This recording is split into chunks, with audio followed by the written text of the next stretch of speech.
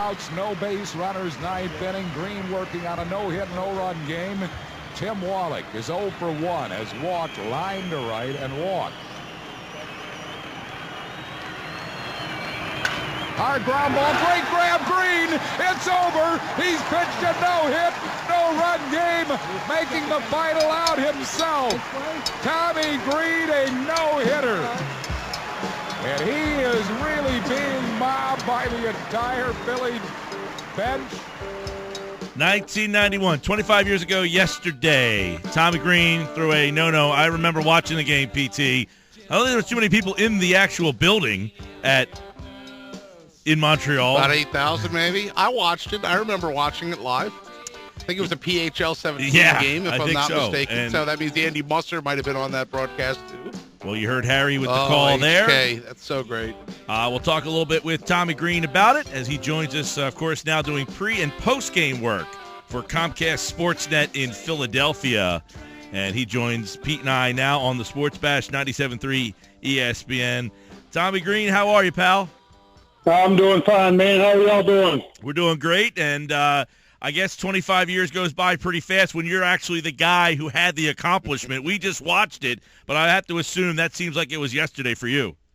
Yeah, those numbers, you say 2.5, that's a long time ago. I got the gray hair to prove it, and the body aches. That's a long time ago. The body sure aches for us. We know that feeling. Olympic Stadium, not even around anymore. Actually, I think the building's still there, but obviously the team is not. You beat the Expos that day 2-0. You struck out 10. You walked 7. When you're in that moment right there, did you ever envision yourself being in that spot that, hey, I am a Tim Wallach out away from throwing a no-hitter right now? Was that in your mind when he stepped to the plate? Well, no. I can't say that. And people always ask me about that moment and what I was thinking about. And to tell you the God's honest truth, I was thinking about Leo Mazzoni, my pitching coach with the Braves, right before I got up on the mound to face Wallach, because I had back in the day, back when I was in the minor leagues, A-ball, AA, AAA, I had a no-hitter with 2 outs, 2 strikes on the last batter, and lost all 3 of them. Wow. I gave up hits. So I'd been in that situation in pro ball, but not in the big leagues. And, I knew it wasn't over till it was over. But I knew I wasn't going 2 strikes on Wallach. If I went 2 strikes, he was fouling them off. He was a heck of a hitter, too. For those of you who don't remember Tim Wallach, he was maybe the best hitter on those Montreal teams back then. And, in that day, you strike out 10, but you had the 7 walks. Some would argue that might not even have been the best game you threw all year because, when you came over to the Phillies, you really, started to turn your career around there. Well, I got the opportunity to pitch and to find myself and to believe in myself. When I got the opportunity to pitch, I started working. I'd worked on the slider with the Braves a little bit, but they didn't never really let me throw it. And that was the pitch that really changed me a little bit, gave me a pitch I could throw behind an account for a strike, a breaking ball, something off speed that I could throw to get people off the fastball a little bit, because it really doesn't matter how hard you throw, they're going to get you sooner or later. And that was the biggest thing for me, to get an opportunity to build confidence and to pitch. But, getting an opportunity, you still have to produce and be consistent. And I was fortunate enough, when I did get in there, I kind of stayed. I stuck my foot in the door and stayed there. Yeah, Tommy Greene's with us on 97.3 ESPN FM. T to Greene, as Harry called you, you were pitching in place of Danny Cox. So Danny Cox pulls a groin. They come to you, okay, kid, you're going to get the ball. What other instructions did they give you before that game? Well, coming out of spring training, I was geared to go. To be a starter. And I really had a real good spring training. And, it's like Padres told me. He said, you deserve to be in the rotations as much as anybody else does, if not up there behind with Terry Mulholland at the time. And but Nick Rabel wanted Dave LaPointe, a veteran left-hander, to get in there, to be in there in the rotation, which bumped me to the pen to be the long guy. And the strange thing about it, I probably had more innings. I think I had more innings than all the starters except Terry Mulholland after the first month of the season. So that pretty much told you how the starting staff was doing. So I got the opportunity to pitch a lot early, and I was stretched out a little bit. So when he gave me the ball, he told me I was going to have 3 starts probably because Danny had strained his groin, and that's what happened. Probably the best game I threw was 5 days later back in Philly against Montreal again, and a lot of people don't remember that. I call it the validation game. I faced Montreal again, same lineup, same guys, didn't walk nobody, gave up 3 hits and threw a shutout. So. Tommy Greene's with us. I remember when you got traded to the Phillies, and at that time, the Braves were kind of turning their organization around. They were kind of becoming the Braves that we knew of the early 90s and saying, oh, wow, the Phillies got a guy from the Braves organization. Okay. What was it that the Braves decided that they were going to move you to Philadelphia? Was that something that you welcomed? Were you kind of saying, man, I'm at a crossroads here? What was kind of going through your mind when you ended up getting traded to Philadelphia? Well, I saw the writing was on the wall in Atlanta, and it was about my maturity, I think, more than anything as a pitcher. I sort of read the writing on the wall a little bit. I mean, we had all these great arms, and I was in the mix of them with Smoltz and Glavine and Pete Smith and Avery and Merker and Lilliquist and all those guys coming up. And it's all a great competition and stuff, but people mature at different times, and my maturity probably happened during that time when I read the writing on the wall a little bit. There was guys coming, and they wouldn't like I said before, they wouldn't let me throw the pitch I was probably, I needed to throw. They wanted me to throw the curveball, which I didn't have command of it as good, as the slider. And I was, people just could sit on the fastball on me, and I survived off the fastball for a long time through the minor leagues, the first part of the big leagues. But, you got to have something else. And, so I welcomed the trade, and I remember Lee Thomas told me, he said that the trade probably wouldn't have happened if I wasn't in it. I was the guy. Yeah, he said I had to have the arm. I wanted your arm. I needed that power arm to come. Yeah. And that was big. That was big for me. That gave me a boost of confidence. A year later, Lee told me that. After the '91 season, and that gives a young guy confidence that you feel needed and wanted. And I got the opportunity to pitch, and I took advantage of it. It's about getting opportunity. So like Morgan and some of these young guys are getting opportunity to hit and pitch, and it's all about seizing the moment and doing well enough to keep your foot in there and to mature and learn how to do.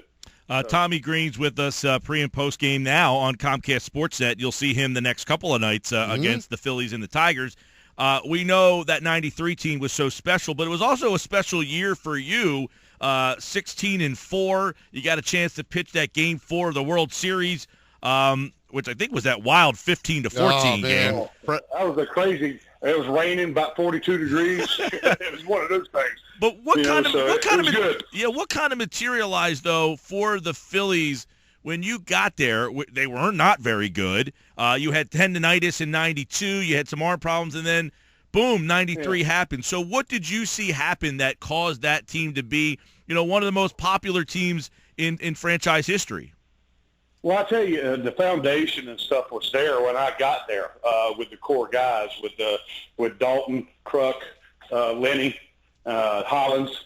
They had just gotten those guys really, other than Dutch, in a trade the year before in '89, and got those guys. So the foundation for the clubhouse was there. The ball players was there, and well enough in watching these games and watching this Phillies teams over the past 4 years or so, you can have the same guys on the team that has had great years and hit 30 to 40 home runs or whatever, but when you start getting hurt and you're not healthy, it doesn't matter who you are, it changes. And that was the key fact with us. It kind of all come together. We stayed healthy that year.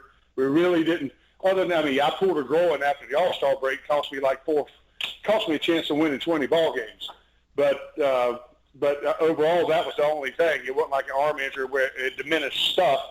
I got it healthy and come back and pitch well, but we really had no major injuries to the core of that group that cost us anything. It gave us a chance to go out every day and compete up to our ability and play up to what we were capable of doing.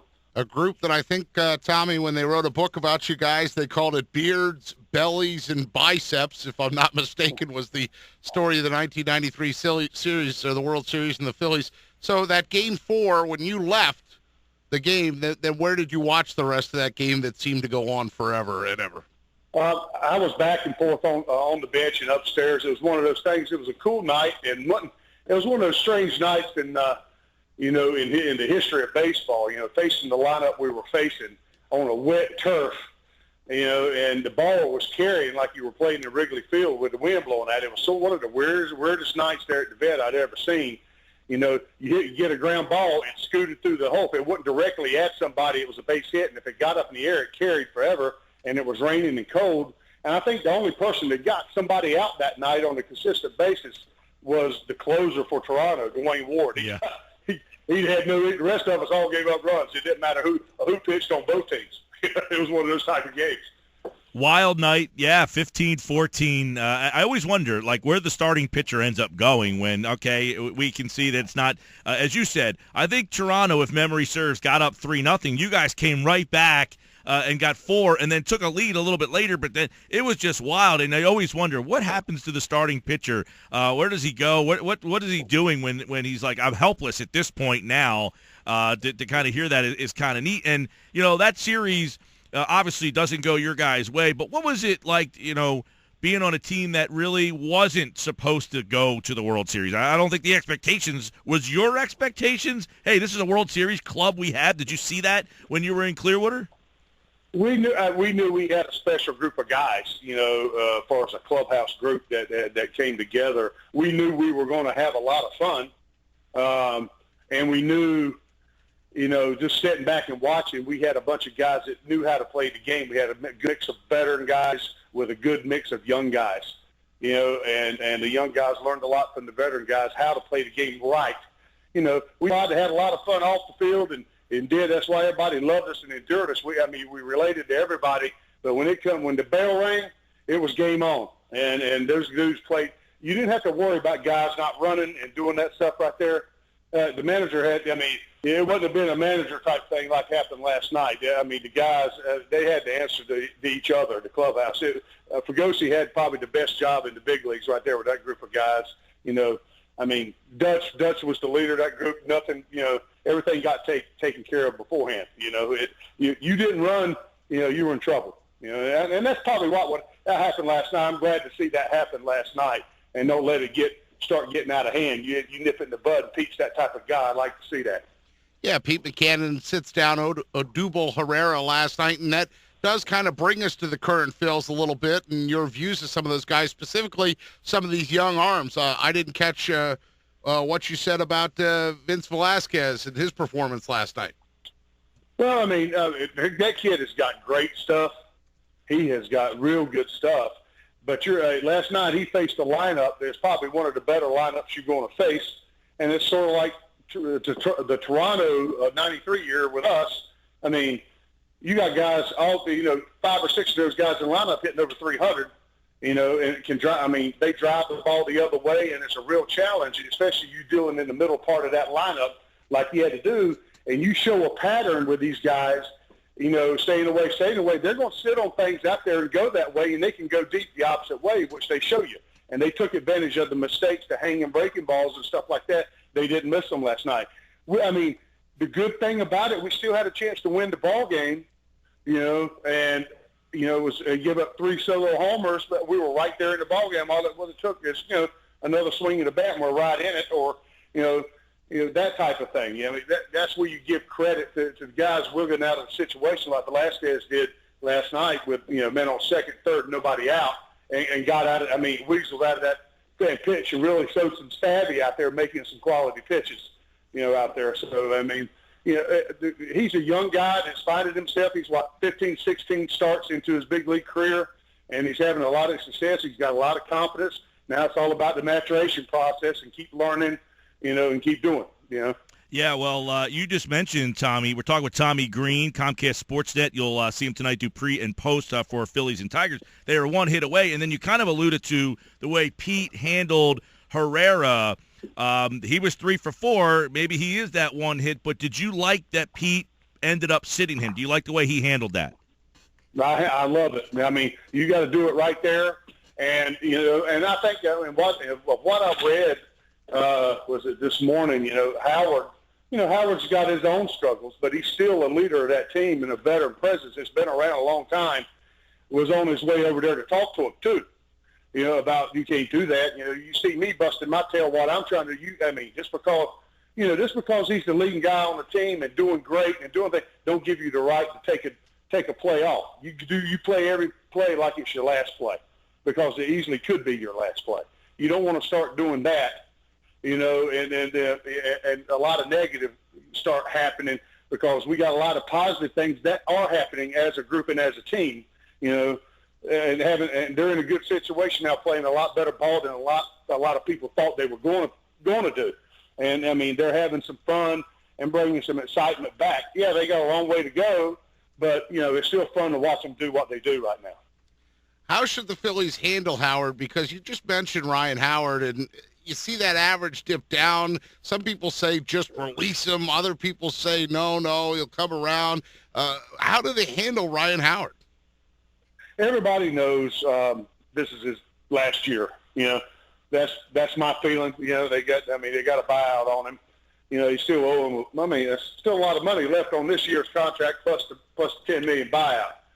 My thing is, and I'm looking at the clubhouse thing, because they still are playing decent ball and they got a chance to do something, and a lot of positive things happen.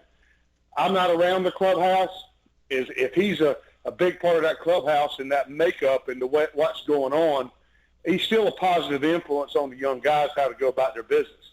Now, if Tommy Joseph is hitting the ball and doing what he needs to do like he's doing, he keeps it up what he's doing. Pete said he was going to go, a week by week or, whatever, how things are doing. He's going to make the call, and I think Pete's going to make the call on what he needs to do on who gets the playing time. But still, do you release him? Well, unless somebody else is tearing it up down there, I don't see him doing that. Messing up the clubhouse right now. With how they're doing, with the chance to, the chance they got to do to maintain and stay near eyesight of the first place up here in the East. And you don't want to mess up stuff like this unless you got somebody tearing it up that you need that's making the pushing it. That's my thing. I think, Tommy, you mentioned something, though, that might be underrated about Howard that people aren't aware of. You said that he took Herrera and kind of told him, hey, you did something wrong there.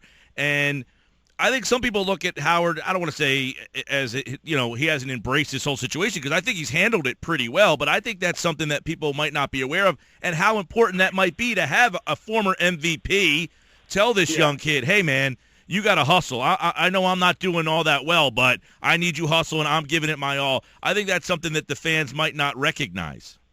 Yeah, by what I read and stuff this morning, I'm not around it, but by what I read, that's what I took out of it. And, you can't ask for a better thing to happen, because he holds some weight. He's been through some wars and had a lot of success in the big leagues. He hasn't had success since really he got hurt, his Achilles. But, and that's the way it goes. Injuries happen. I've been through it. Nobody knows it better than me. I've been through it. There's a lot of guys that go through it. But still, he can be a very positive influence on the clubhouse and on some young guys that helps them and then teaches them how to play the game the right way. That way they do things. Because you get on the wrong side of these fans up in Philly and don't do what you're supposed to, he's going to find out. If you do stuff like that, you pretty much can. If you hit and you hit 300 or 3 or whatever, and you think you got the world by the tail, and you still don't hustle and do, they're going to hold you accountable for it up here, and that's the way it should be. Tommy Greene with us. Tommy, you were the young guy once. You see this young staff now. Do you see them holding up through a long season? Well, they got the ability to, and there's no reason why they can't. I know they're going to try to. And what's so good about the pitching staffs these days? I know back in my day, there were 10-man staffs. Now they got 12. So they're able sort of kind of to maybe give these guys not stretch them out as much and take care of them a little bit better, because you got Velasquez. He's that's the guy I think they're probably worried about more than anything as far as getting later towards the season is innings count, because he hasn't thrown that many. So, I mean, we're going to see how they do. I mean, but there's no reason why they cannot, keep it up. I still like to see, you got to see the starters go. I mean, pitch it into the, 6th, 7th inning. A lot of these, if you're not going but 5, you're going to add to the detriment of the bullpen a little bit, because the more you see the bullpen, the more they pitch. It's tough. It's tough as the season, the dog days of August and stuff come along the summer. It gets tough. Yeah, it seems like Neris and Gomez pitch almost every single night, because every night they're in these close games because of the lack of offense they have, Tommy. I want to ask you about an offensive guy. Do you like what you're seeing from Tyler Goodell? I mean, Rule 5 kid, he's been hitting a lot lately, but does he have the look and the makeup that you want to see as a guy who pitched, as a guy, do you like his approach and what he brings to the plate? I tell you what, he's learning. I mean, he's a young guy. He's a young kid. I mean, obviously, you look at just at his frame and his body, and he's got a lot of room for maturity and to add. I mean, he's athletic. He can run. He can play some outfield. He's getting an opportunity to play, and he's put bat on ball. He hadn't struck out much, other than last night he struck out a couple times. But before that, he really hadn't struck out a lot. He's putting the ball in play, and when you put balls in play, good things happen, and that's a good thing. So he uses his speed. Like last night, the first two bats, he hit the same ball up the middle and legged both of them out. And so that's as long as we have runners on base, good things can happen. And that's the way this Philly team has to do, because we don't have a lot of power total throughout the lineup. Maybe Joseph can add some. He's come up. He's swinging a good bat. Some guys might wait and get some pitches for some other guys. Franco, and hopefully we can get him on a steady pattern rather than an up and down pattern. All right, Tommy Greene, as we started off with, it was 25 years ago yesterday. He throws that no-hitter. I guess, you look at this staff today, they got a lot of guys on this staff that look like they have no-hitter stuff, and some guys behind them in the minors that are coming up. I think that's one thing about this organization, Tommy, to be excited about is they got some reinforcements, some younger guys, and they got some good stuff behind them. So it's a lot of fun, probably as a pitcher like yourself, to watch this staff right now, because there's a lot of guys night in and night out that bring you nice starts. Last year you were seeing the Jerome Williams, the Sean O'Sullivans of the world. Severino Gonzalez. Who paid their dues and deserved, to be in the majors, but it was tough sometimes watching some of them guys on a day in and day out basis. It's a lot more fun watching this young staff. Yeah, you got some guys. This young staff, they got some guys with the quality stuff. They understand how to pitch, their composure and stuff on the mound, and the way they go about their business, and just the quality of their stuff, their breaking speed, pitches, their off-speed stuff, the change-ups and different things, and the different styles, which is it complements each other a little bit. Do we have – we don't have a staff like all of them throw 95, 96, 97 like Velasquez, but – we got guys you got to pitch, and I think these guys got a lot of savvy with Nola and stuff. He's very impressive to me with the way he goes about his business.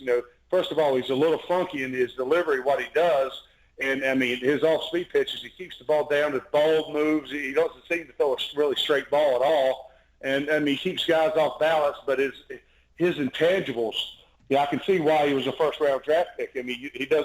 He doesn't get rattled out there, and I tell you what, he's been very impressive. He doesn't light up the radar gun. He just makes pitches and he gets people out, and that's the name of the game. And no matter how hard you throw, it's about getting them out.